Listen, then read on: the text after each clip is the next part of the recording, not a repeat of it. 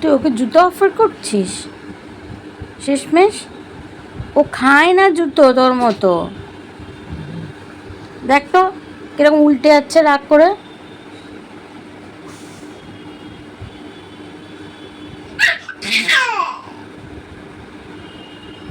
নিজে খাচ্ছিস খা, অন্যকে উচ্ছন্নে পাঠাচ্ছিস কেন মনে?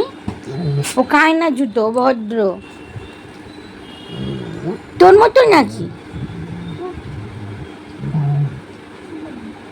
হে গাইস, গুড মর্নিং। আমি ঐন্দ্রিলা আর তোমাদের সবাইকে স্বাগত আমার চ্যানেলে। তোমাদের সাথে একটা কথা শেয়ার করি।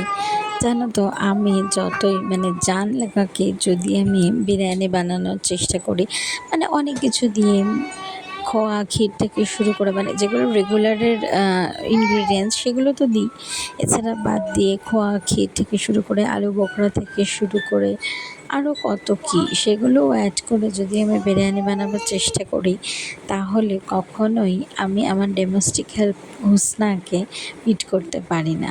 আসলে বিরিয়ানি যাদের রান্না অ্যাকচুয়ালি তাদের থেকে ভালো ঐন্দ্রিলা ভট্টাচার্য টাইটেল নিয়ে বানানো নেক্সট টু ইম্পসিবল। আমরা যেরকম মাছের ঝোল সেটা সুন্দরভাবে বানিয়ে ফেলতে পারি। আসলে যারা জন্মালে বিরিয়ানি খায়, কেউ মারা গেলে বিরিয়ানি খায়, বিয়ে হলে বিরিয়ানি খায়, সব অকেশানেই যাদের বিরিয়ানি বিরিয়ানি আর বিরিয়ানি, তাদেরকে টেক্কা দেওয়া তো ইম্পসিবল। আজকে লাঞ্চে সেটাই খেয়েছি, তাই এত গুণগান গাইছি। পারলে তোমাদের সাথে একদিন রেসিপিটা শেয়ার করব। ডিনারের জন্য বানিয়েছিলাম তড়কা, যেটার জন্য আমি চিকেন কিমাটা ব্যবহার করেছি, সেটা টোটালের তোমাদেরকে সাজেশান দেবো, যদি কখনও চিকেন কিমা কোনো রান্নায় ব্যবহার করো তাহলে অবশ্যই চিকেনের আমরা যে চিকেন কিনি সেখানকার পিস ছোটো ছোটো করে কাটিয়ে ব্যবহার করবে।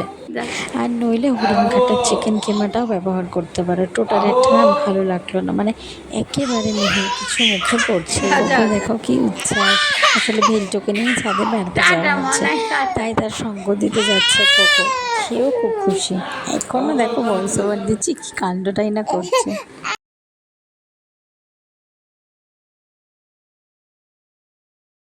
আজকের ভিডিওটা রাখলাম এই পর্যন্তই। দেখা হবে আবার কাল নতুন একটা ভিডিওর মাধ্যমে। আজকের মতো টাটা, গুড নাইট। যাই ঘুম পাড়ে ঝপ করে আমার কন্যা রত্নকে।